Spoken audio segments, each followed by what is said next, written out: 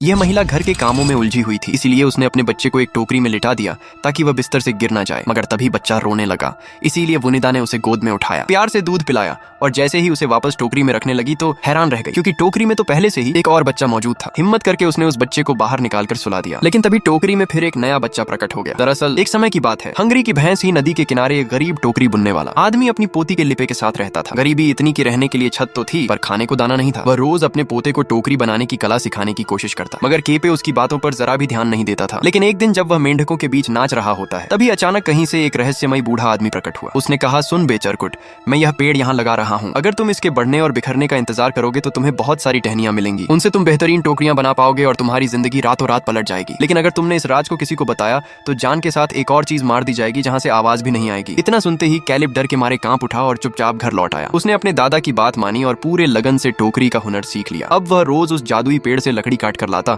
और उनसे हर प्रकार की ढेरों टोकरियां बनाता। लेकिन एक दिन उसने मछली पकड़ने वाली टोकरी से ढेर सारी मछलियां पकड़ी और उसने अपने दादा के साथ मिलकर उन्हें पकाया और बड़े चाव से खाया। मगर तभी कुछ जादू हुआ और वह टोकरी फिर से मछलियों से भर गई। यही नहीं, उसने सब्जियों से भरी टोकरी रखी और देखते ही देखते वह टोकरी भी दोबारा भर गई और बाकी हर चीजों के साथ भी ऐसा ही होने लगा। अब कैलिपे के पास टोकरी के सामान को शहर ले जाने और बाजार में बेचने के अलावा कोई और चारा नहीं था। दरअसल यह उस अकेले बूढ़े आदमी का दिया हुआ वरदान था। बाजार से अच्छे पैसे आने लगे और केलेपे रातों रात अमीर बन गया। इसी बीच केपे को मुखिया की बेटी बुनिदा से प्यार हो गया और दोनों ने धूमधाम से शादी कर ली और कुछ महीने क्लैपिंग करने के बाद ही एक प्यारा सा बच्चा हो गया। लेकिन एक दिन बुनिदा घर के काम में व्यस्त थी। उसका बच्चा लगातार रो रहा था, मगर कैलिपे बाहर कहीं लौंडा नाच देखने गया हुआ था, इसीलिए उसने अनजाने में उस जादुई टोकरी को पालना बना दिया और बच्चे को उसमें लिटा दिया। मगर दूध पिलाने के बाद जैसे ही उसे वापस रखना चाहा, वैसे ही टोकरी में एक और बच्चा प्रकट हो गया और जब कैलिपे घर लौटा तो उसके पैरों तले जमीन खिसक गई, क्योंकि तब तक टोकरी से एक नहीं, दो नहीं, बल्कि 7 बच्चे बाहर आ चुके थे। पूरे घर में बच्चों की चीखें गूंजने लगी। घबराहट में कैलिपे के मुंह से वो राज निकल गया जिसे उसे मरते दम तक छिपाना था। यह टोकरी जादुई है। जैसे ही यह शब्द निकले, अचानक वो जादुई पेड़ सूखकर कांटा हो गया